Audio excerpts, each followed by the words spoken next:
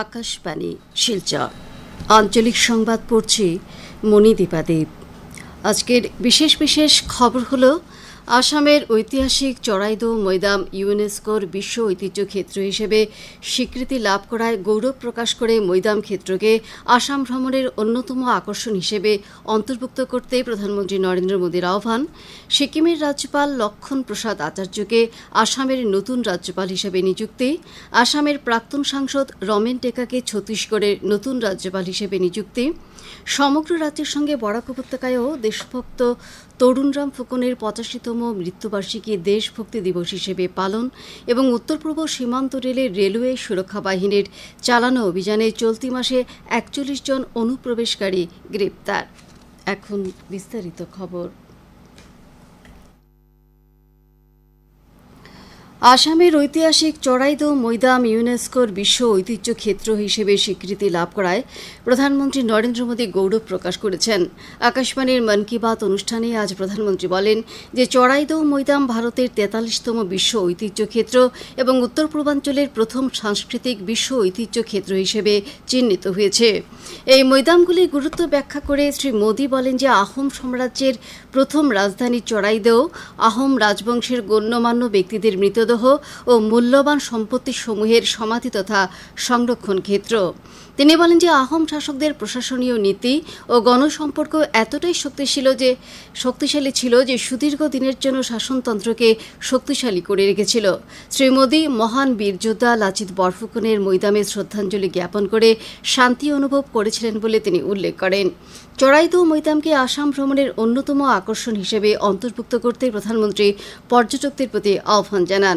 শ্রী মোদী বলেন যে দেশ নিজস্ব সংস্কৃতির গৌরববোধের মাধ্যমে প্রগতির পথে এগিয়ে যেতে পারে।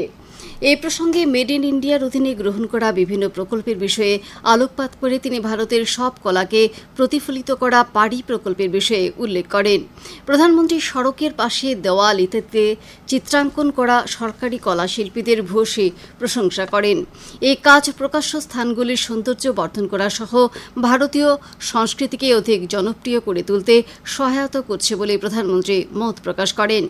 এক্ষেত্রে তিনি দিল্লির ভারত মণ্ডপম ও সমগ্র দেশের উড়াল সেতুগুলির উদাহরণ তুলে ধরেন।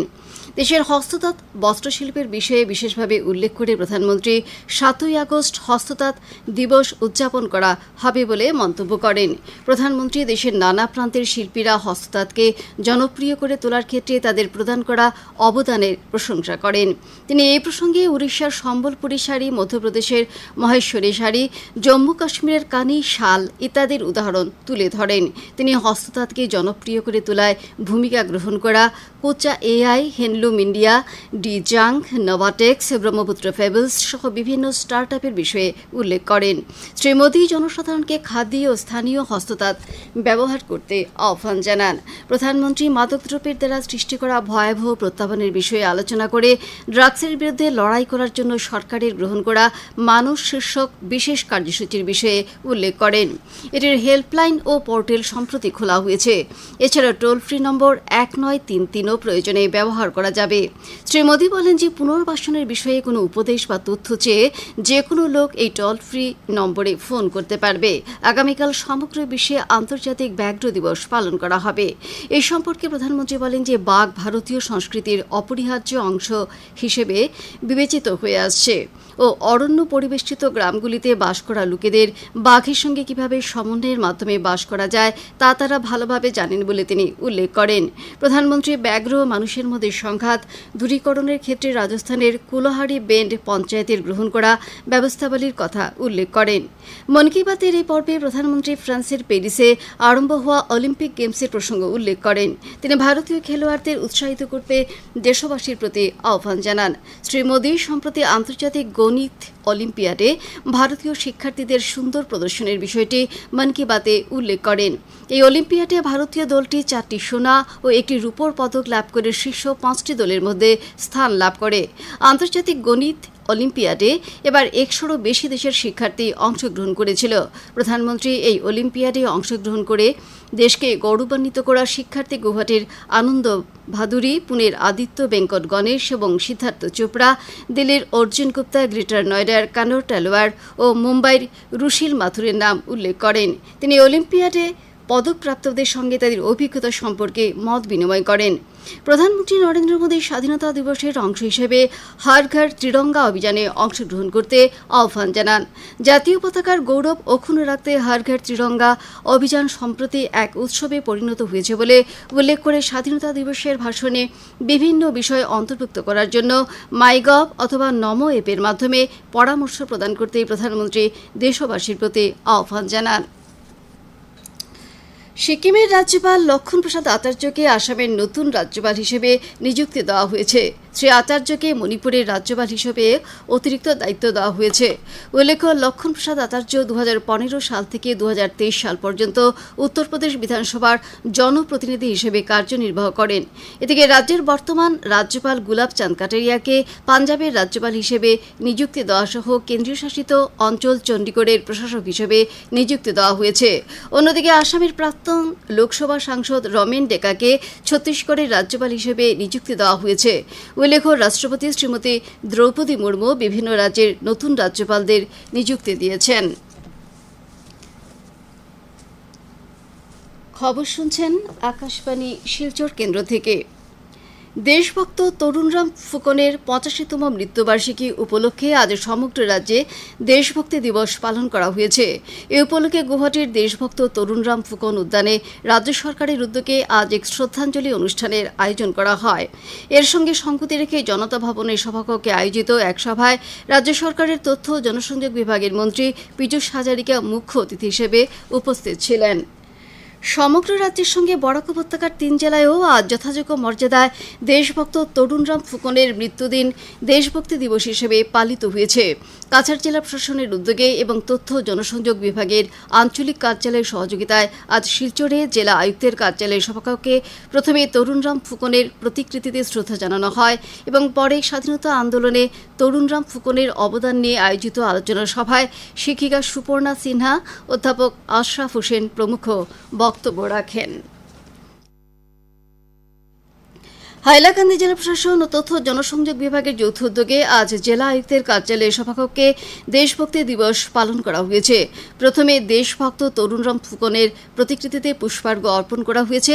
পরে জেলা উন্নয়ন আয়ুক্ত এল ফারিনের পৌরোহিত্যে আয়োজিত আলোচনা সভায় শিক্ষা বিভাগের দায়িত্বপ্রাপ্ত অতিরিক্ত আয়ুক্ত ত্রিদীপ রায়, জনসংযোগ আধিকারিক সাজ্জাদুল হক চৌধুরী প্রমুখ আলোচনায় অংশগ্রহণ করেন।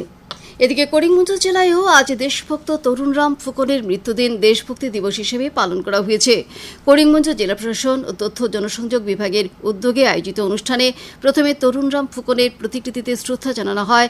পরে অতিরিক্ত আয়ুক্ত আনিস রসুল মজুমদারের পৌরোহিত্যে আয়োজিত সভায় মুগরাপুর এমই স্কুলের শিক্ষক অরূপ দাস দেশভক্ত তরুণরাম ফুকনের দেশভক্তি ও জীবন আদর্শ নিয়ে বিস্তারিত আলোচনা করেন। উত্তর পূর্ব সীমান্ত রেলের রেলওয়ে সুরক্ষা বাহিনীর পক্ষ থেকে চলতি বছরের জুলাই মাসে চালানো অভিযানে 41 জন অনুপ্রবেশকারী এবং 5 জন দালালকে গ্রেপ্তার করা হয়েছে।